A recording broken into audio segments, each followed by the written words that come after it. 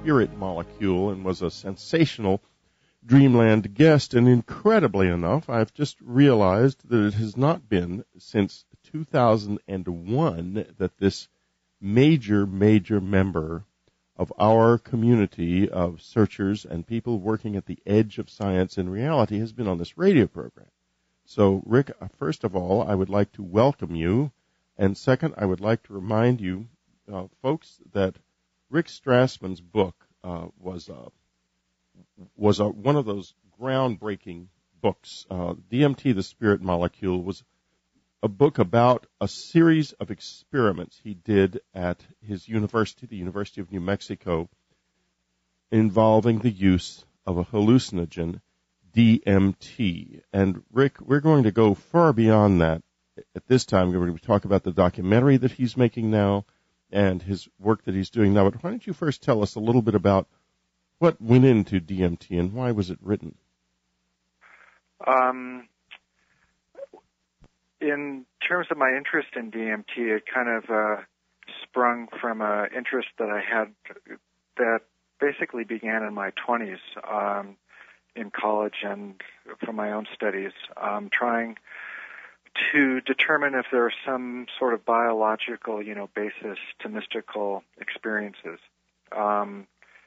And I was struck with how there was a great amount of similarity between people's descriptions of their experiences on psychedelic drugs and the experiences that people reported as a result of either deep meditation or mystical states, or even some of the reports that were coming out at the time regarding near-death experiences. So I started to speculate that there must be some chemical in the brain that was responsible for producing these effects in non-drug states, but that was probably similar to a hallucinogen in structure and in its function. I began to think about the pineal gland as a possible place in which these chemicals might possibly, be made. I kind of kept a lot of my theories to myself over the years. I went to medical school and trained in psychiatry, but at a certain point in the early 1980s, there began to be an interest in the pineal gland again in human beings, especially with respect to its putative, role in winter depression through the production of the pineal hormone melatonin. And so that appeared to me to, be a golden opportunity to begin, to look into the function of the pineal gland in humans. In the late 1980s, I ran a study on melatonin in humans, but it didn't seem to be especially psychoactive. So I wrapped up that study and started looking for some other putative, pineal compound that had some more psychoactive properties.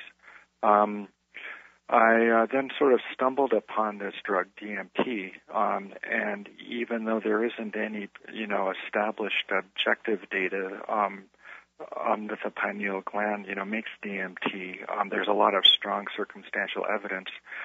And there is plenty of evidence that DMT is made in the brain and in the blood and in the lung and in a number of other, tissues in the human. So I started looking into doing a DMT study. It took a couple of years of paperwork and interacting with a bunch of regulatory agencies over the years, but I began that study in the late, in the beginning of the 90s. Ran the study for about 5 years, wrapped it up in 1995. And then you wrote DMT, the Spirit Molecule. And you had, during the study which was EPA approved, I believe the first one in many years of a hallucinogen that had been approved by the EPA out of fear that arose from the LSD revolution. And what did you conclude from what from the descriptions of experience that your research subjects brought back to you? Yeah. It's a very, it's a huge issue. And, yes. The stories that the volunteers returned with are just, were just unbelievable. And it actually, took me a number of years, to get a grip on the enormity of the reports and the implications that could be kind of implied from some of the descriptions of people's experiences on a high dose of DMT, especially with respect to the natural occurrence of DMT in the human body in all people at all times, pretty much. It might be helpful if I gave a little bit of background in terms of actually what the DMT study involved. Yes. I recruited around 60 volunteers, and all of them were experienced hallucinogen users. The first, series of studies was primarily intended to establish to generate as complete a database of the DMT experience as possible in terms of its biological effects and its psychological effects. So we gave a number of different, doses of DMT. We gave it intravenously because it's smoked on the street as kind of a minor recreational drug, but it isn't active orally in most cases anyway. And when people use it recreationally, they smoke it. And, the most comparable means of giving it to people other than smoking it in a clinical research, setting is to give it intravenously. And it's a very fast-acting drug. It starts working within a few heartbeats. And the peak effects occur within a couple of minutes, actually, and people start coming down within, 3, 4, or 5 minutes. And they're transported into a completely autonomous, freestanding, independently existing kind of universe. So what does it look like? It's extremely colorful. It starts off extremely colorful. The visual, field breaks up into pixelated kinds of shards early on in the experience, the first, half a minute or so. And, it's important to close one's eyes because it can be rather distracting. And so the colors get faster, more intense, and then people seem to kind of, so with the colors there comes a kind of corresponding kind of sound, a high-pitched crinkling kind of sound, and a very powerful, experience of an internal kind of pressure that starts off building in the chest, then kind of goes throughout the whole body. And it seems as if the body is no longer able to contain this feeling of pressure, and people burst through or out of the constraints of their physical bodies. And their experience for the next few minutes seems to take place in kind of a disembodied state, as it were. In another reality or in this reality? Well, I was struggling with, the location of people's experiences. Was it purely in their minds? Yes. Was it purely in their brains? Was it this reality, or, was it some other reality? So, was it some kind of a psychological projection? Was it an imaginary realm of some sort? And, as time went on, I gave a lot of doses of DMT, close to 400 doses over the space of these studies. And, a large part of the inner work that I was doing at the time was trying to create an internal context, to understand these experiences. especially in terms of the mystical experiences, but even more remarkable were the reports of people having contact with these, sentient entities of some sort. Yes. Yes, and Rick, what did these entities look like? They were consistent over the course of in other words, they all saw pretty much the same thing, didn't they? oh, there is, some range of the, the representational, kind of imagery that people experienced. Some people experienced these entities looking like insects, like bees or like praying mantises. Others experienced them, in terms of cloaked kinds of, silhouetted figures. Other people experienced them as kind of humanoid. There weren't any grays to speak of, actually. This is, one of the topics that we had kind of touched upon, yes, in our interview, that there wasn't a whole lot of people reporting grays, the typical small, skinny creatures with, on the large heads and the like. But still, the kind of, relationship that is it conceivable to you that an adjustment, if there was somebody who knew perhaps a little more about how the drug worked, could it be adjusted in some way to change to alter the way the entities looked? In other words, could there be a designer version of it that created a consistent vision of entities, do you think, and not? I'm not sure, actually. These studies were taking place, before there was much interest in terms of the abduction, phenomena. Yeah, we started these studies in 1990 and completed them in 1995. And, most of the volunteers didn't have much experience with, or they hadn't read much in terms of the abduction literature. They weren't really that interested in it, and I have to admit that I was not at the time either. Now we're going to have to take a little break, Rick, and when we get back, we're going to get into this a little bit more deeply. And what is an abduction experience? Rick's probably got some very interesting insights into that.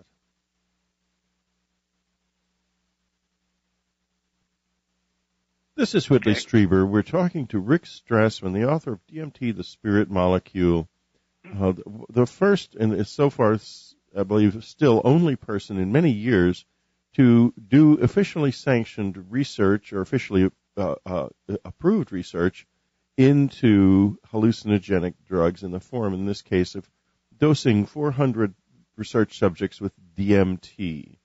And, Rick, let's back away, actually, a little bit from the abduction thing for just a moment.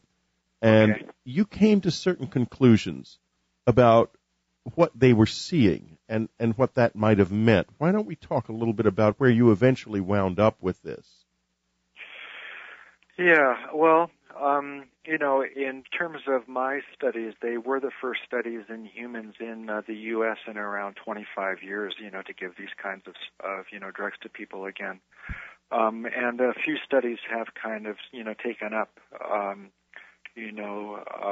and continued with doing clinical research with these compounds. There was a study out of Hopkins last year which described giving a number of human volunteers a compound called, psilocybin, which comes from magic mushrooms. And actually there was a German study giving some IV DMT just a couple of years ago as well. So there has been, a slow, small resurgence of interest in these kinds of studies in human beings again. But in terms of sort of my conclusions or the kinds of experiences or the conclusions around the kinds of experiences that people had, I guess, in terms of some of the smaller level experiences, as a result of smaller doses of the drugs, those were more kind of typical of the earlier studies giving people LSD and the like, where people experience, psychological insights, experienced a lot of interesting, perceptual kinds of things, visions and sounds, those kinds of experiences. Some of our volunteers had, near-death experiences and mystical states as well. Those were the kinds of experiences, actually, that I was most interested in seeing if my, volunteers would undergo the mystical and the near-death ones. And I was prepared for those and, had some, kind of a theoretical framework in which to understand them. But it was those, contact experiences with these entities, though, that were the most common, actually, with, in response to giving our volunteers a high dose of DMT, and those are the ones that I, struggled with the most in terms of coming up with some kind of coherent or cogent framework within which to conceptualize them. So you were left with a sense. You see, I guess what I'm driving at is this: I'm in a position of having had another world, in effect, come into my bedroom and drag me out, and it wasn't something that happened once. I went on with this for 11 years, and then when I left the cabin where this was happening, it just stopped happening, almost as if it was very place-related. While I was there, I often had groups of people up there, and we would have situations such as on one night, a little being, we had the house filled with running low-light video cameras, because I was trying hard to document this. And on one night, this little being came in through the window and woke up one of the people, then another person in the same room. They interacted with it briefly and told it to go down the hall because it would have then been in the low-light camera range. Right. Then people in another room down the hall encountered it.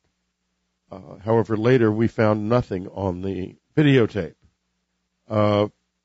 Then later, the videographer who was sleeping with his wife in the roll-out couch in the bedroom saw it beside the bed, and he tried to turn on the light. And it was a classic little big-headed sort of gray. It turned into something with the head of a falcon and then disappeared. And he and his wife spent the next hour, it was early pre-dawn by this time, up awake and discussing it, whereupon my son and I, who had been sleeping in the woods because the house was so full, came up to the house and saw a hooded figure come out of the front door, go down the deck, and go across the backyard and dart off into the woods, carefully avoiding the trees. In other words, it was not going through the tree trunks, but around them. We observed that very clearly. Right. And when we got into the house, the videographer and his wife were standing up in the middle of the living room in a state of panic because it had felt to them as if a wave of heat so high that they were about to be seriously burned had washed over them, just as this thing had left.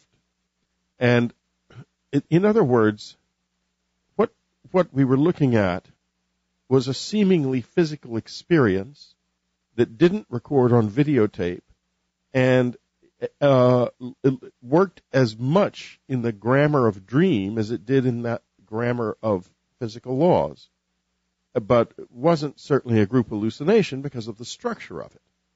And I'm left wondering about things like that. And I was so interested in your work because it suggested to me the possibility that there may actually be something like a parallel universe, that there may be other worlds that are in some way real and alive that we can interact with using perhaps psilocybin or DMT, and that are able in a limited way to physically interact with us. And I'm just curious about your reaction to that. Yeah. Oh, yes. It's hard to really, it's hard to really prove a theory or to even, design experiments. In terms of that phenomena you described, was there any kind of, physical evidence of the presence of this being other than in people's minds? No, the only thing that was physically present was the person, the two people I warned them in advance not to touch these people, these little beings, because you get an allergic reaction. And there were two of them who were all swollen up because they did touch it. That was it. Yeah, but there weren't footsteps, those kinds of things. There was nothing. Nothing whatsoever. Nothing to fix this in the physical world in this particular instance. There was another incident where I woke up in the middle of the night to hear someone in the backyard saying condition red as I woke up. I tried to turn off turn on the lights. I had a big bank of light switches that would turn lights on all around the house immediately. When I reached for it, a man and a woman, not aliens, came into the room from the far end of the room, from the door, and moved across the room, immediately in some way overpowered me. Everything went black. I started feeling pressure again and again on the left side of my head, and then it ended. And I woke up the next morning. I found the alarm system all blown. In other words, all the windows were open, but the alarm system was still running. It was not triggered. And I had a lump in my ear. When I tried to get it taken out by the doctor, he diagnosed it as a small cyst in the pinna of my ear. It turned out to be a little white disc, and it moved down into my earlobe when he touched it with a scalpel. So he didn't try to excise it because it would have involved dissecting the whole ear. And he then had a little corner of it which we sent to a biologist at the Southwest Research Institute, not to a regular pathology lab, who observed that it was covered with little cilia, and this apparently was what enabled it to move. A few days after the operation, it moved back up into the same place in my ear where it had been in the beginning, and it has remained there ever since because I've been unwilling to deal with it, frankly. Uh-huh. So that's another piece of physical evidence of something, but it wasn't aliens, it was people. But who were they, Rick? And where does were they? Well, what were they doing there? Well, yeah, and you kind of wonder how they got there. That's the kind of. Well, it wasn't hard to figure that out. I heard him walking in the woods. That's what woke me up. Right. Yeah. Well, so those were real people. Yeah, they walked up to the house and did this. They were real. Yeah. Okay. And it's still there, though. What did they do, and why is it? What is it? Yeah. Yeah, well, the kinds of, experiences that my volunteers reported, I kind of categorize as consciousness-to-consciousness contact. Oh, great. Well, we're going to take a little break, and we're going to talk about this. It's very important, I think, because he's talking now about consciousness-to-consciousness contact, and on some level, no matter how physical this all appears, in some way this is real, and this is where I think we need to go to understand it. We'll be right back.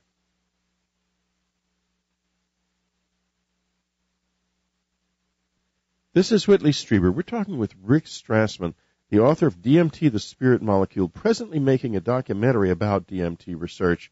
I think that's going to be out in a few months, Rick, and it's going to be very exciting. William Henry is going to be talking to Rick in the subscriber section and talking about this whole phenomenon and the distant past and certain imagery from the past that he has shown Rick, and I think it's going to be quite fascinating. Now, let's talk about this concept of consciousness to consciousness communication. What do you mean exactly by that? Oh, I guess I'm defining it almost in terms of what it's not. It's not, any kind of contact in which people actually have got any kind of, any kind of objective evidence. There's no stigmata. There aren't any pieces of machinery or tools. There's no scars. There's no bleeding points. Those kinds of things. But it's an undeniable, real and the experience is, most of the volunteers who describe these kinds of contact experiences describe them as more real than real. There was just no question it was happening. There was also no question in the completely unique aspect of the contact. It was very easily distinguishable in people's minds from a dream or from a hallucination or from an imaginary kind of a, mental construct. It was, in their experience, as real and even more real than them speaking with me in the hospital room at the time. So that was part of the problem I was having in terms of interpreting people's experiences as a, psychological event. Like it was projection, it was some kind of a wish, fulfillment in terms of, kind of classical, Freudian psychology, or even a Jungian archetypal experience. It was actually happening. People were being approached and communicated with these entities that looked like bees or mantises or crocodiles or, mannequins or those kinds of things. There was an exchange of information, especially with regard to the human capacity of experiencing emotion. These entities, they were disembodied, and one of their interests in humans, seemed to be the, feelings that humans experience through their bodies, which, as a rule are considered emotional experiences, like happiness and love and sadness and fear, those kinds of things, on which these entities, as a result of being disembodied, no longer were able to experience themselves. That was one of the major elements of their interest in us.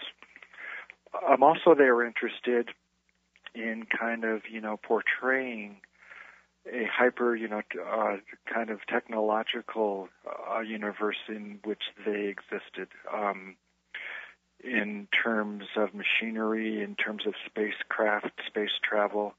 They also seemed interested in,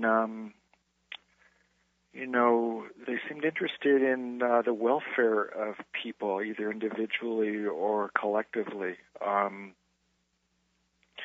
But, at the same time, they were incredibly powerful. They weren't to be messed around with. They could be quite frightening in their interactions with our volunteers sometimes. In what sense? Some people were, some people experienced, being raped. Others are being eaten alive, or being hurt somehow. That was pretty infrequent, but still, the experiences were striking enough when they did happen.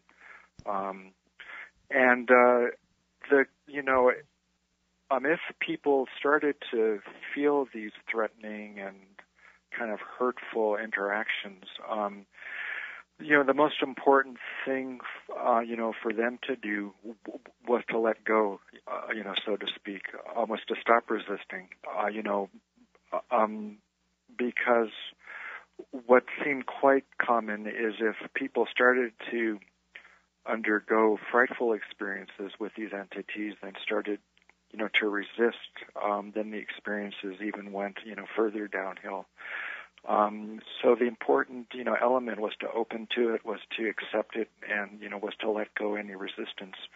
In which case, if the person was able to do that, the quality of the interaction would then, change into into one that was more pleasant and, beneficent. Now, this consciousness you speak of, where is it? Excuse me, I'm sorry. Where is this consciousness, this other consciousness that you speak of? Well, at first I was thinking it was just purely a projection of these, of the volunteers, Right. or it was their brain chemistry, gone awry. But I spent a lot of time thinking about it in preparation for writing the book. And, especially afterwards, I've done a lot of thinking about the location of these consciousnesses. And, I'm forced to assume or to believe or to even state that I think these consciousnesses, they exist in a spiritual universe, in a non-corporeal kind of reality that's parallel, freestanding, independent of us. And in certain circumstances, that we are able to cross through the boundary or, the barrier that separates us from non-corporeal realities. Every night, everybody experiences a small, version of that when they dream. But I think in some circumstances, especially in terms of our studies, in which these individuals got a high dose of DMT, that there was a more concerted and a more focused entryway into these freestanding spiritual non-corporeal realms. So now these realms, you mentioned earlier that they were somehow hampered in the sense that they had an interest in perhaps recovering or understanding emotional content that they didn't have it themselves, and yet at the same time they could be terrifying, even dangerous. And this seems like a kind of a contradiction to me, that something that had no emotions would be able to be terrifying or even want to be. It implies that it could get angry at least. Yeah, well, I think what may have been, behind their terrifying demeanor was to kind of, in a way to experience humans' fear, almost in some ways, to feed off of it, to absorb it somehow, as part of what, as a part of what they were unable to experience on their own. So they weren't angry as much as they may have been acting angry in order to stimulate certain, emotional reactions in us. Did you have the feeling or have the thought ever that they were trying to consume, in a way, those reactions? In other words, they wanted to absorb these emotional states? Yeah, I think in some cases, there was one volunteer that I'm thinking about in particular, who always kind of entered into the state with the experience of being eaten alive, and it was almost a sexual kind of being eaten alive. It was a very complex mix of emotions for him, but it was definitely a feeling of being consumed, both in an oral and in a kind of sexual manner. Well, I mention this because in the abduction phenomenon, there are many people who feel that a big part of it has to do with the eating of souls, that people's memories and experiences and all of the emotions that they've had in their lives are there to be consumed. And one of the most powerful experiences I ever had with the visitors was that in a series of meetings, mental meetings, I had set up what would be a face-to-face physical meeting. And this was really scary for me because I was alone with this at the time. It was just a few months after I'd had my first close encounter in late 85. So I was very, very wary of what might be happening and not at all sure that what I was thinking was happening and what actually was happening were the same thing. So anyway, I woke up one morning, the morning when this meeting was supposed to take place, and I went down to the meeting place, and as I was walking down there, I heard something, one of these little ships that they had, which, when they were stopped or idling, they made a kind of clanking noise. It was very distinctive. It sounded like a defective dishwasher. You couldn't miss it. And it was making that noise down in the meadow beyond the woods I was in. And then suddenly I stopped because it was just overwhelming to me. And I heard a terrible voice inside my head saying, come on, so rough and so mean that it frightened me, and I couldn't go on. And I turned around and I walked back to the house, and I felt but did not see something coming behind me. And I heard over the woods 3 of the most poignant, ineffable cries, unbelievably beautiful. Sounds that remain the single most emotionally filled and rich sounds I've ever heard. I stepped into the house, and then I went up to my wife's, where my wife was, because I could feel there seemed to be something in the house. And it was scary, and I wanted to be with her because I was afraid it would hurt her. And I went there, and then suddenly there was not taken from me but returned to me babyhood memories of coming out of the womb and of first walking. So vivid, Rick, that they're so vivid I'll never forget them again. The childhood amnesia was lifted. In other words, the opposite of what we were talking about. Not having a memory taken, but having an incredible memory given back. What do you make of that? Well, I'll ask you in just a minute because we have to take another break. We'll be right back. This is Whitley Strieber. We're talking with Rick Strassman. And Rick is going to be talking to William Henry also in the subscriber section. So don't miss that. This is really fascinating stuff.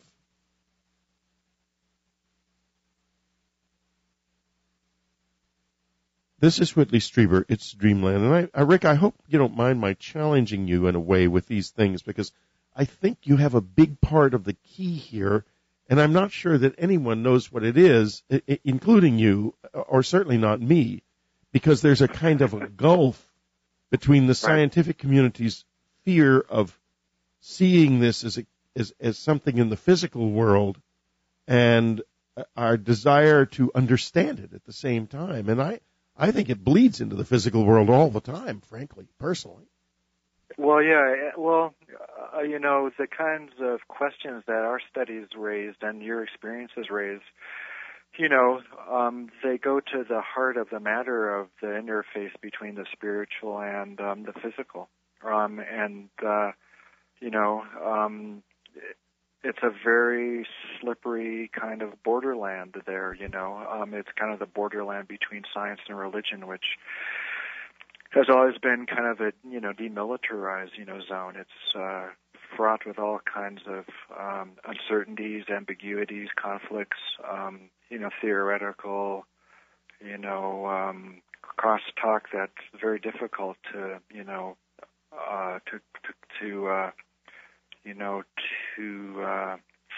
understand, to make some, kind of progress within. You were speaking about your memory as a child. There's this thing called state-specific memory in psychology. If you're in a specific or in a, particular state of mind when an event happens, and you're not in that state of mind later on, it's difficult, to remember the event itself. And only later, if you're in the same state of mind, can you remember an event that took place in a comparable one.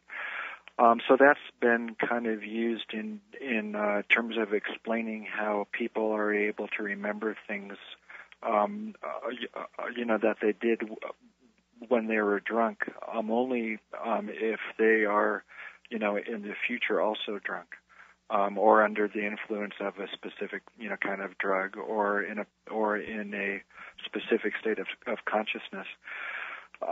So you may have been able, to have remembered those experiences from your childhood, because of your brain, being in the same state of consciousness, as as when an I was adult, first walking. as when you were first walking, later on as an adult, when you were undergoing that experience. It was, an analogous state of consciousness.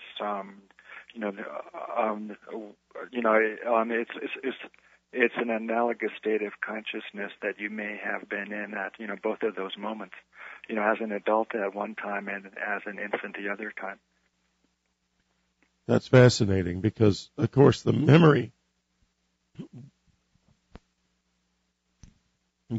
was so vivid and so real and filled with all of the little minutiae that was in my mother's room at the time. It was amazing that, because we have such amnesia about our childhoods, that this could even be, and the strangeness of the birth experience, the sense of cold and these flashing goggle eyes. It was really scary. It was terribly scary. And DMT levels increase with stress, and I've speculated that at the time of birth, which is clearly a hugely stressful experience, for the newborn, that there is a lot of DMT released.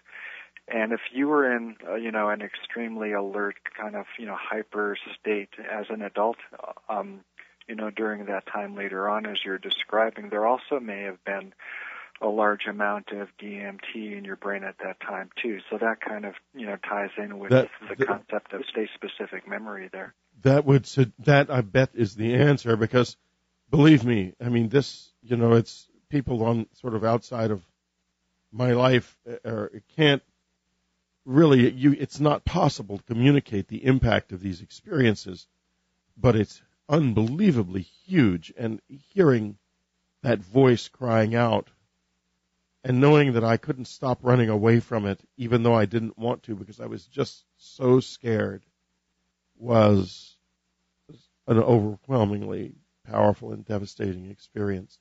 Really, it was almost like leaving somebody to drown. That's how it felt. And yet, this being, whoever it was more powerful than I was by far, it would seem to me.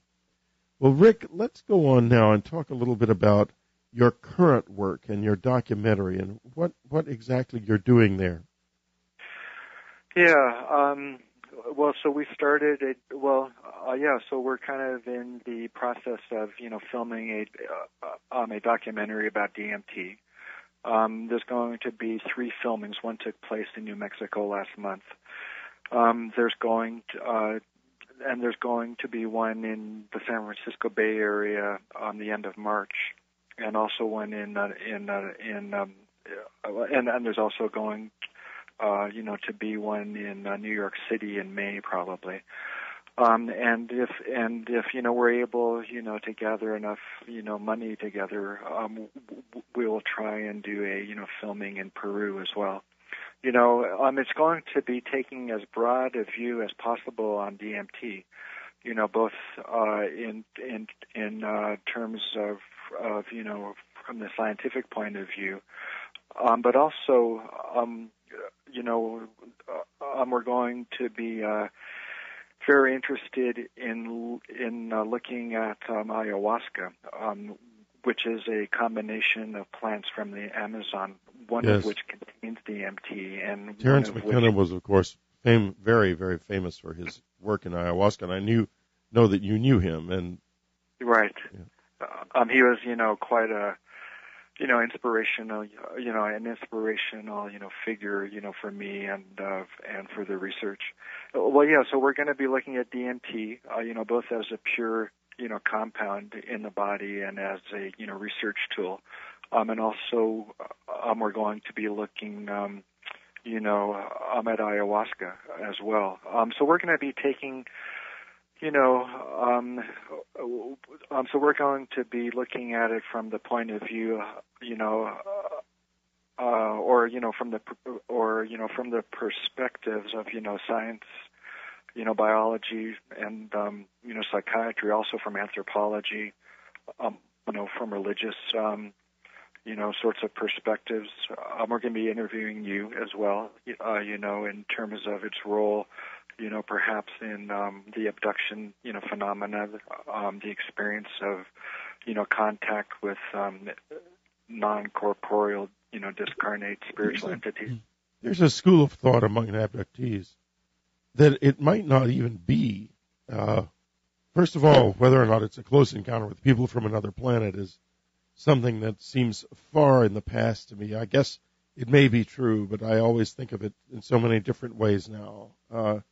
But there's a group of people who are very convinced that it's drug-induced, that it was done to us, that it is not something that comes out naturally at all, or is induced by the beings, that the beings come about because of that we were given drugs. And there's an undercurrent of this that says that because I published my book War Day and angered the Reagan administration, that Brent Scowcroft, I think, is the one they always claim, had this done to me in order to basically to drive me insane and to discredit me at the same time, which, of course, it worked in that I am totally discredited. I'm the communion man, Mr. Rectal Probe. I mean, I hardly could be more discredited than I am. And that seems to me to be an open question. I don't know. I mean, some of the most extraordinary experiences I had there involved human beings, and when I was in these situations where I was being forced to have sexual relationships with some of these entities, which happened quite a bit. Often there were people in military uniforms in the room at the same time. So yeah. Who knows? Yeah, who knows? Well, I think you still kind of need to wonder who's kind of issuing the marching orders here. Well, yeah. So who's telling the military to do this, and, for what reason, if indeed, that is a plausible hypothesis or not. Who knows if it is? I mean, it's so strange. And, my own best guess is that there are parallel universes, that there is a reality, another reality here, whether it's a spiritual reality or another physical reality with its own reference to physics and to to nature and to experience. I don't know. Or maybe there are many. Maybe the many worlds theory is true. Maybe maybe we've spun off 2 or 3 million just by having this conversation. Well, I think so. And, people have been describing these sorts of experiences, for tens of thousands of years. It isn't a new phenomenon. No, it's not. And, in fact, its best focus is in the past, I think, not in the present. The best focus I know of is in the fairy faith of Northern Europe, in the descriptions of encounters and contacts that took place there. Those are very pure. And they are, I think, the business of the dancing in circles and the movement through time. I remember doing that when I was a child with a group of other people, other children, under the supervision of one of these strange gray beings. So I think, and you look at the old music of the lullabies of that period. Go away, Peary fairies, come down, bonny angels, to our little room. I think that's a phrase from one of those. The Peary fairies could easily be the big-eyed monsters that we see. Yeah, well, there clearly are descriptions for tens of, thousands of years of these spiritual beings. Like I've been doing a lot of study of the Hebrew Bible for the last, 10 or 12 years or so. And, it's replete with angels and, demons and the like. So, I think that kind of beyond, believing in these things is more the issue of, how do you interact with them, and, how do you, what kind of questions do you ask them, and, how do you get, prepared to interact with them when they do come your way. So in some ways it, kind of boils down, to some old, fashioned, kinds of things, like being a very good person, being pure, those kinds of things. Seems to be in order to, in order to be able to interact, with the highest level entities in the most sophisticated way possible. Now, why do you bring up in that particular way the word purity? It's very interesting because this has been an absolutely incredibly important feature of my experience with them, that they almost need this. You have to be very, very honest and a good person in yourself in order to interact with them. How do you, and I'm fascinated that you bring that up as well. It kind of boils down to the issue of inner work. Are you a clean, vessel? Do you have a bunch of egoistic, kind of greedy, angry things going on in your mind? If that's the case, those are the kinds of beings or the kinds of dynamic interactions that are going to occur between you and the beings. If you're a generous and, selfless and open-minded and helpful kind, person, then I think the chances are greater that you'll be able to interact with, beings or be encountered, by beings that deal in those kinds of currencies instead. In that level. Rick, I would like to thank you so much for being with us on Dreamland. Rick is going to be talking with William Henry as well about the way this relates to the past. And as you can hear, that's a profound conversation. Don't miss it. Next up on Dreamland, Linda Moulton Howe. It's never been like this before. We are in the midst of one of the most extraordinary, if not the most extraordinary UFO wave in history. And you're about to experience it firsthand from Emmy Award-winning science reporter Linda Moulton Howe, reporting on the absolute leading edge of science discovery and the true mysteries of the unknown. Don't miss her website, earthfiles.com, the one science website that tells you the secrets and gives you the facts the others dare not. earthfiles.com. This week, are you ready for this? She is reporting about a very down-to-earth guy she interviews, a machinist who saw a gray floating in the air above him. Okay. Linda Moulton Howe, here she is from Albuquerque. That's right, Whitley. And it was in January of 2007. That means this new year has started with a phenomenon that's been around for probably millennia, but it hasn't gone away, and it is appearing right up front and close and personal with a lot of people. Now, I had put out an appeal at my news website, earthfiles.com, at Dreamland, and in other radio broadcasts in the last several months for viewers and listeners who have had first-hand interactions with non-human creatures to contact me at my email address, earthfiles@earthfiles.com.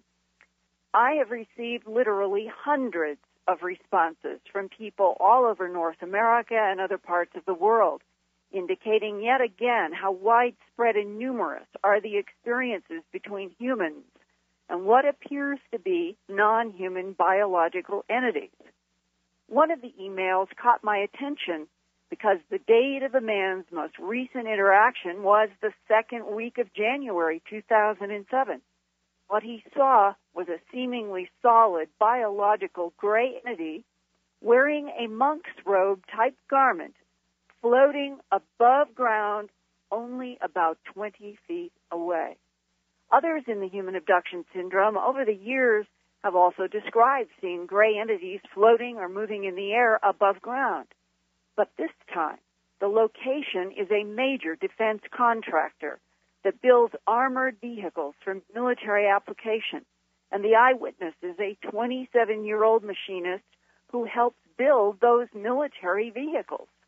Further, the machinist had specifically asked to work on the all-night shift in order to get away from gray entities that have been intruding into his Louisiana bedroom and have given him night terrors. His wife has tried to cope with his night traumas, and she was relieved when he decided to work evening shifts at a plant that is so well protected post 9/11. This is a defense contractor. And that's why the machinist is haunted by the January 2007 event. He thinks it is a clear message from whatever these gray entities are, who have been in his life since he was 3 years old, growing up in New Orleans. And that message to him is, the gray non-humans will be in his life as long as the grays want to. Whether the machinist is home in bed at night or working for a defense contractor who has strict post-9/11 security. Here now is the machinist's description of his most dramatic childhood memory and what happened in the second week of January 2007. When I was young, my mother remembers me talking about people coming, what I would say, come and visit me at night. And she pretty much passed it off as, a child's got issues or, just seeing imaginary things or whatever. And it really started out a few years later. We were grocery shopping. We were at the checkout line, and there was a book. The book was Whitley Strieber's Communion. I got real frantic when we were in line. I literally caused a scene in a store, and that's when my mother knew what the problem was. My mother and my grandfather, who is deceased now, both experienced this from, their early years. So that she knew right off the bat what I was going through. She wound up purchasing a book and kind of piqued my curiosity after that on what I was going through, but I was still feeling a lot of fear after that. Most of the abduction cases that I can recall, I don't know what their agenda is, and I don't, know what happens to me after a certain point. I usually get a buzzing in my left ear. It sounds like a real faint forklift beep, just a slight beep, beep, beep, and it's in my left ear. I'll hear this. And usually, I'm a heavy sleeper, so my wife can tell you I can sleep through a hurricane. So if I wake up in the middle of the night, usually something's catching me like that, or that's how she knows I'm usually seeing something. I'll wake up, and usually I'll see a being or I'll see a silhouette, and that's all I remember. This went on all through my teenage years, and after me and my wife purchased our house after we got married, I lived in St. Paul Parish my whole life. Mm-hmm. And we moved to a little suburb called Muro. I just had a knee surgery. I wound up blowing my knee out, tore my ACL, so I wasn't able to walk. And I had to sleep on a sofa because I needed somewhere to stabilize my leg while I slept. And this is an abduction case that I do recall because it involved my mother. What happened was I woke up, I heard the beeping, and then I had a being sort of leaning over the back of the sofa, looking dead at me, and then I passed out. And the next thing I wound up remembering was I was standing. It was more than just me. It was like, geez, there must have been 8 or 10 people. And it was almost like walking in a desert. There was like endless sand. As crazy as it sounds, but it was like endless sand. And my mother was there. And, I look back at it now, and I find that's odd because I couldn't walk. I just got out of surgery. And then that was it. I remember seeing these beings there, so about 4 beings. They were about 4 feet tall. Your typical gray you see on, television, large black eyes, real pale skin. And that was the only thing I remembered. But the reason I knew this happened was when I woke up, I had sand on my feet. And I had sand on the sofa. My mother didn't recall this happening, but she woke up with sand on her feet also and sand in her bed. And she lived 7 miles away from me. So I called her up that morning. I was, panicking about it. I was like, Mom, did you see that last night? She's like, see what? It's like, I told her the story, and she said, that's odd. I woke up with sand in my bed. So that's my only abduction case that I actually somewhat remember anything. Everything else, even to this day, when I hear something in the middle of the night, I'll wake up and I'll see something, and then I pass out. It's just because of fear or if it's something they do, but I pass out. Okay, now let's go to that sound that you associate since being a child with these gray entities coming and taking you. And can you please describe it and mimic it? It's just a real faint beep in my left ear. Just hear beep, beep, beep, and it stays constant. And that I'll hear before something happens. Usually panic sets in right after that. My hair stands up on the back of my neck. I just freak out. And I know something's about to happen. And you don't hear that beeping sound any other time except in association with the grays coming, appearing, and taking you somewhere? That's the only time I hear it. It's weird because it's not like it's going directly in my ear, like somebody talking in your ear. It seems like it's just in there. Inside of your head. Right. Could you please come up to this event that occurred while you were at work in the second week of January 2007 and describe in as much detail what you remember?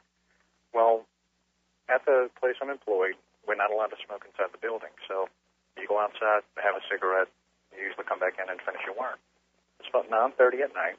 Step out, have a cigarette. A couple of minutes after I got out there, I started to get that beeping sensation in my ear again. And the first thing I'm thinking is, all right, well, we have forklifts around here, so I'm probably hearing a forklift, and I just push it off.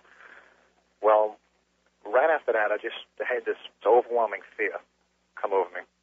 And I'm looking around, and I just so happen to look up, and I see something hovering about 20 feet in the air that's floating. I just happen to look, and it's a being. It's a gray. And it's wearing this cloak. It's almost like a long trench coat. And I don't see its body, but I can see its head. The rest of it's just this cloak floating up in the air. And, I start to panic now because I don't know what to do. I'm freaking out because I've never, not in a type of facility like I work in, these people are prepared for a terrorist attack. We have armored guards that patrol the facility. So the only reason I work the shift that I work is I'm scared to sleep at night because of these things. And what happens is I just get this feeling, like it's not really talking to me, but I just feel like I can't run away from these things. It's the first thing that comes over me. I can't run. I can't hide. Just as soon as that happened, it floated up and disappeared. How high is this being above you? Roughly 20 to 25 feet. And about how big? I'd say about 4 to 4.5 feet tall. And the garment that it's wearing, you said a trench coat, but earlier you said a hooded cloak? Right. It kind of looked like a trench coat. I have a trench coat. That's why I'm using that as an example. It seemed like a cloak, like, what's the best way I can describe it? Like a monk robe. So more like a monk's robe with a head than a trench coat? Right. Now, what about the color? The garment it was wearing? Mm-hmm. It looked black. And the black compared to this gray entity's skin, how would you compare the gray entity's skin to a color I might know? It would be like a bluish gray, like a real pale, looks like something that just has no pigment at all. And yet has a blue cast to it? Right. Now, go to the face that you can see in this monk's robe cloak and describe as much as you can remember of the face. Its head was clearly bigger than the rest of it. The head is just huge. It has large black eyes, almond-shaped eyes, kind of slanted. I didn't see a nose on it. And it had, I'd say, a slit for a mouth. Just typical of the things I've been seeing my whole life. Just a real large head with large black eyes, larger than a human's eyes, way larger than a human's eyes. And it's above you, floating in the air. Can you see through it like it was a hologram? No, it's solid. Very solid. See, as far as you're concerned, this is an organic, solid being. Yes. But it just happens to be able to float. I can't understand that either, Linda. Really don't. That's what freaked me out. Yeah. Let's go to this possible telepathic communication. You've been smoking a cigarette, and you become aware of this gray being that has haunted you your whole life, 20 feet above you, floating in the air. And then what happens inside of your head, to the best of your ability to describe? The only thing I feel is I just cannot run away. And it just seems like that's put in me. Like I can't hide from it. And it wasn't like a voice or anything like that. It's just the one thing that just keeps going on in my head is that I can't hide from these things. Mm-hmm. Now, this is part of the almost lesson.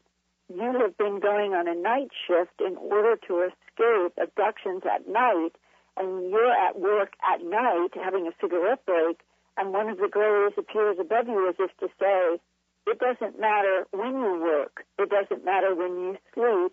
We can come whenever we want to. Right. And I haven't slept well since, to be honest with you. And in your lifetime, you're how old right now? I'm 27. In your 27 years, with memories going back to age 3 or 4, if you were going to sum up any kind of residue feeling about what they want, why they're here, why they're in your life, what would that be? To be honest with you, Linda, I really don't know. I don't know. I don't know what their agenda is. I don't know why they visit me or why they visited my mother or even my grandfather. I really don't know. I don't have an answer to that. And what is the bloodline in terms of countries going back to your grandfather and grandmother? Where were they born and raised? The Canary Islands. Canary Islands off the west coast of Africa. Correct. Your grandfather, grandmother, did they have stories? My grandfather, he was a man of few words, to put it lightly. One of the stories that I've always heard, they used to have people telling stories of this red fireball that would chase the fishermen. I've heard these stories since I was young. And my grandfather, the only thing I've ever heard from my mother was that my grandfather ran one night saying he was being chased by a fireball. And he passed out. And then a few hours later, he made it home. That's the only story I've ever heard from my grandfather. My mother, she's had similar situations. Even in our house, growing up, she's pretty much seen the same things that I've seen. What is your mother's sort of summary reaction about these gray beings? She's not scared of them at all. She's openly talked to me about it ever since my incident when I was young. When I saw the cover of the Book of Communion, she's openly talked to me about it. She hasn't gone out of her way to investigate, but she's openly spoke to me about it. Whereas like my wife, my wife knows what goes on, but she's very uncomfortable speaking about it. My father, he really doesn't say much about it because he's never experienced anything. Well, my sister either. And in your work involves defense contracts.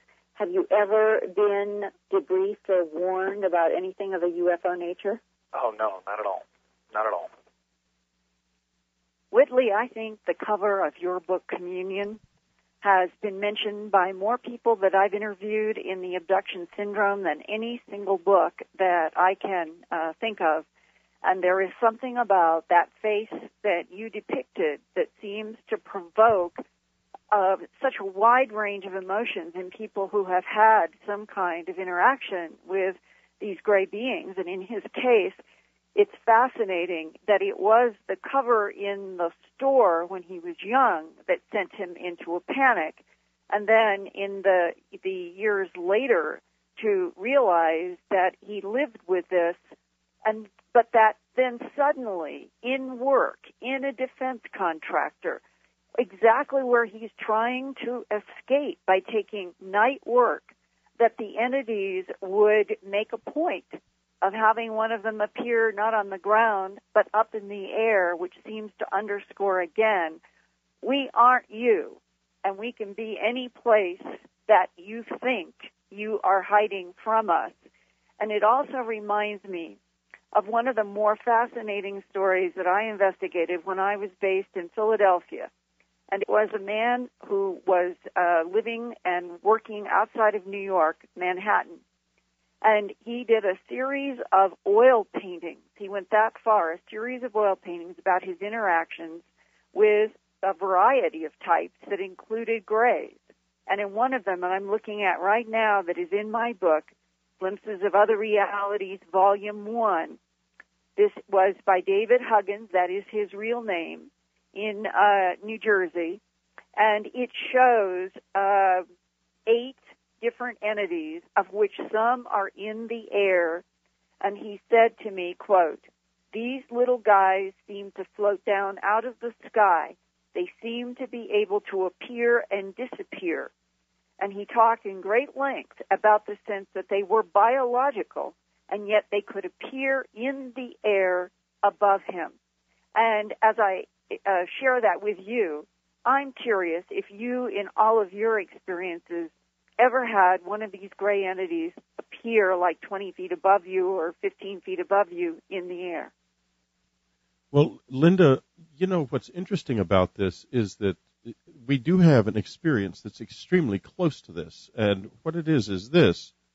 One night, when we were living in our old cabin, we had about 15 or 16 people in the cabin, and there was a very complex sequence of experiences and encounters with a gray in the cabin. I was slept in the woods with my son because the cabin was so full there was no room for us, and we were relegated to a tent. For some reason, it didn't rain. I've never been able to figure out why not. But in any case, we were walking up to the cabin at the crack of dawn, and suddenly a figure, just like the one he describes, a small hooded figure, came out of the front door, went speeding down the deck, across the backyard, and then off into the woods so quickly that it was literally looked like it was shaking as it moved around the tree trunks. It could not go through the tree trunks, interestingly enough, and it was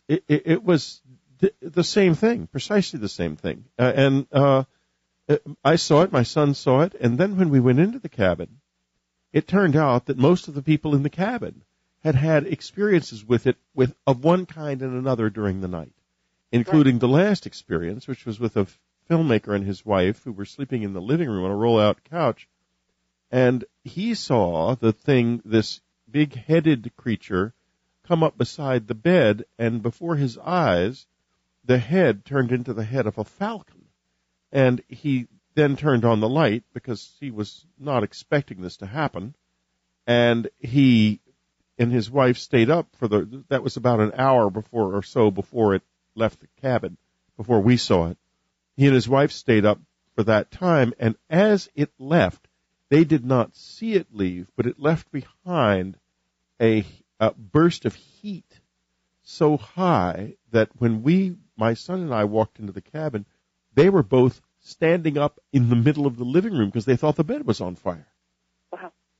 And that was in 1986, correct? 86, no, it was a little later than that. I think it probably was 87. Well, at least 20 years ago. And now what we have been allowed to hear and share today on Dreamland is from a 27-year-old who is right now, in January of 2007, dealing with what you and how many thousands of people around this planet have dealt with 4 or 5 decades. Well, of course, a skeptic would say, well, he read Whitley's books and made it all up. But, folks, that is a mistake. Because it's a mistake to approach it that way. The way you need to approach it is, what did happen? And what can we find out? And the reason is, whatever this still going on. Whatever this experience is, it's leaving evidence on the ground for us to pick up, study, and learn from. If we could, for example, verify in some way that this really happened to this man, I mean, it'd be hard for me. I'd be hard put not to say that what happened in my cabin on that night just didn't happen, because it wasn't like people saw this in a group. It went from room to room, and I'm sorry. I mean, it was not a group hallucination, and what my son and I saw, we weren't even in the cabin when we saw it. No, it really happened.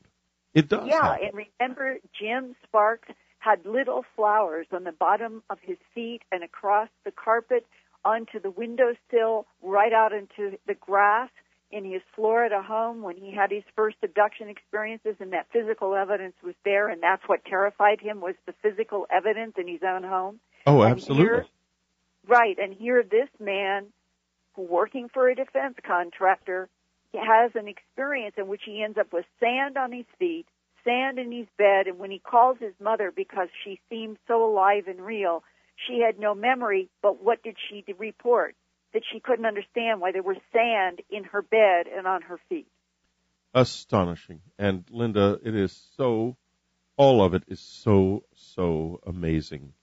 Right. Linda, I would like to thank you for a truly great report, as always. It's almost like entering into another consciousness or another reality to listen to your reports. But, folks, it is reality. And you go to earthfiles.com in order to find out what is actually happening, because we live in a world where science, as we know it, has failed. It doesn't address reality anymore. But Linda Moulton Howe is too determined and too clear-headed to do anything else. Gets that fear that arose from the LSD revolution. And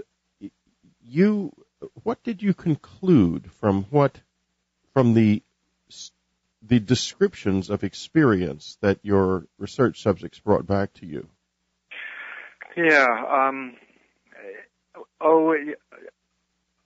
It's a very, it's a huge issue. And, yes. The stories that the volunteers returned with are just, were just unbelievable. And it actually, took me a number of years, to get a grip on the enormity of the reports and the implications that could be kind of implied from some of the descriptions of people's experiences on a high dose of DMT, especially with respect to the natural occurrence of DMT in the human body in all people at all times, pretty much. It might be helpful if I gave a little bit of background in terms of actually what the DMT study involved. Yes. I recruited around 60 volunteers, and all of them were experienced hallucinogen users. The first, series of studies was primarily intended to establish to generate as complete a database of the DMT experience as possible in terms of its biological effects and its psychological effects. So we gave a number of different, doses of DMT. We gave it intravenously because it's smoked on the street as kind of a minor recreational drug, but it isn't active orally in most cases anyway. And when people use it recreationally, they smoke it. And, the most comparable means of giving it to people other than smoking it in a clinical research, setting is to give it intravenous place in which these chemicals might possibly, be made. I kind of kept a lot of my theories to myself over the years. I went to medical school and trained in psychiatry, but at a certain point in the early 1980s, there began to be an interest in the pineal gland again in human beings, especially with respect to its putative, role in winter depression through the production of the pineal hormone melatonin. And so that appeared to me to, be a golden opportunity to begin, to look into the function of the pineal gland in humans. In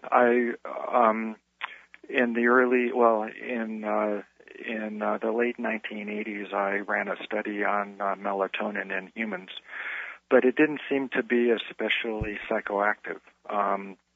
So I wrapped up that study and started looking for some other putative, pineal compound that had some more psychoactive properties. I then sort of stumbled upon this drug DMT, and even though there isn't any, established objective data that the pineal gland, makes DMT, there's a lot of strong circumstantial evidence And there is plenty of evidence that DMT is made in the brain and in the blood and in the lung and in a number of other, tissues in the human. So I started looking into doing a DMT study. It took a couple of years of paperwork and interacting with a bunch of regulatory agencies over the years, but I began that study in the late, in the beginning of the 90s. Ran the study for about 5 years, wrapped it up in 1995. And then you wrote DMT, the Spirit Molecule. And you had, during the study which was EPA approved, I believe the first one in many years of a hallucinogen that had been approved by the EPA out of Spirit Molecule, and was a sensational Dreamland guest. And incredibly enough, I've just realized that it has not been since 2001 that this major member of our community of searchers and people working at the edge of science and reality has been on this radio program. So, Rick, first of all, I would like to welcome you. And second, I would like to remind you, folks, that Rick Strassman's book was one of those groundbreaking books. DMT, the Spirit Molecule, was a book about a series of experiments he did at his university, the University of New Mexico, involving the use of a hallucinogen, DMT. And Rick, we're going to go far beyond that at this time. We're going to talk about the documentary that he's making now and his work that he's doing now. But why don't you first tell us a little bit about what went into DMT and why was it written? In terms of my interest in DMT, it kind of sprung from an interest that I had that basically began in my 20s in college and from my own studies, trying to determine if there was some sort of biological, basis to mystical experiences. And I was struck with how there was a great amount of similarity between people's descriptions of their experiences on psychedelic drugs and the experiences that people reported as a result of either deep meditation or mystical states, or even some of the reports that were coming out at the time regarding near-death experiences. So I started to speculate that there must be some chemical in the brain that was responsible for producing these effects in non-drug states, but that was probably similar to a hallucinogen in structure and in its function. I began to think about the pineal gland as a possible play. And it's a very fast-acting drug. It starts working within a few heartbeats. And the peak effects occur within a couple of minutes, actually, and people start coming down within, 3, 4 or 5 minutes. And they're transported into a completely autonomous, freestanding, independently existing kind of universe. So what does it look like? It's extremely colorful. It starts off extremely colorful. The visual, field breaks up into pixelated kinds of shards early on in the experience, the first, half a minute or so. And, it's important to close one's eyes because it can be rather distracting. And so the colors get faster, more intense, and then people seem to so with the colors there comes a kind of corresponding kind of sound, a high-pitched crinkling kind of sound, and a very powerful, experience of an internal kind of pressure that starts off building in the chest, then kind of goes throughout the whole body. And it seems as if the body is no longer able to contain this feeling of pressure, and people burst through or out of the constraints of their physical bodies. And their experience, for the next few minutes seems to take place in kind of a disembodied state, as it were. In another reality or in this reality? Well, I was struggling with, the location of people's experiences. Was it purely in their minds? Yes. Was it purely in their brains? Was it this reality, or, was it some other reality? So, was it some kind of a psychological projection? Was it an imaginary realm of some sort? And, as time went on, I gave a lot of doses of DMT, close to 400 doses over the space of these studies. And, a large part of the inner work that I was doing at the time was trying to create an internal context, to understand these experiences, especially in terms of the mystical experiences. But even more remarkable were the reports of people having contact with these, sentient entities of some sort. Yes. Yes. And Rick, what did these entities look like? They were consistent over the course of in other words, they all saw pretty much the same thing, didn't they? Oh, there is, some range of the, of the representational, kind of imagery that people experienced. Some people experienced these entities looking like insects, like bees or like praying mantises. Others experienced them, in terms of cloaked kinds of, silhouetted figures. Other people experienced them as kind of humanoid. There weren't any grays to speak of, actually. This is, one of the topics that we had kind of touched upon, yes, in our interview, that there wasn't a whole lot of people reporting grays, the typical small, skinny creatures with, on the large heads and the like. But still, the kind of, relationship that is it conceivable to you that an adjustment, if there was somebody who knew perhaps a little more about how the drug worked, could it be adjusted in some way to change to alter the way the entities looked? In other words, could there be a designer version of it that created a consistent vision of entities, do you think, and not? I'm not sure, actually. These studies were taking place, before there was much interest in terms of the abduction, phenomena.